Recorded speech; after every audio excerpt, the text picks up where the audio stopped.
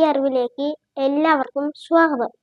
ഞാനിന്ന് പറയുന്നത് ടിപ്പു സുൽത്താന്റെ ലഘുലേഖ ജീവിത ചരിത്രമാണ്.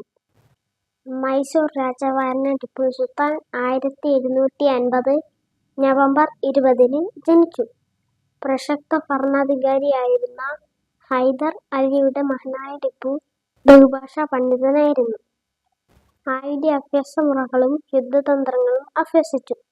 ജ്യോതിശാസ്ത്രം, തർക്കശാസ്ത്രം, വൈദ്യശാസ്ത്രം ഇതെല്ലാം അദ്ദേഹത്തിന്റെ ഇഷ്ടവിഷയങ്ങളായിരുന്നു. 18-ാം വയസ്സിൽ പിതാവിനോടൊപ്പം ഇംഗ്ലീഷുകാർക്കെതിരെ പോരാടി. ആദർശധീരനായ ഒരു ഭരണാധികാരിയായിരുന്നു ടിപ്പു. അളവുതൂക്ക സമ്പ്രദായം പുതുക്കി നിശ്ചയിച്ചു.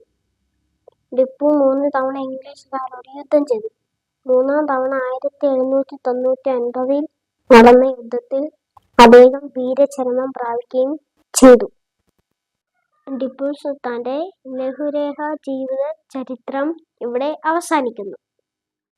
മറ്റൊരു എപ്പിസോഡിൽ മറ്റൊരാളുടെ ജീവിത ചരിത്രവുമായി ഞാൻ വീണ്ടും എത്തുന്നതാണ്. Okay, by.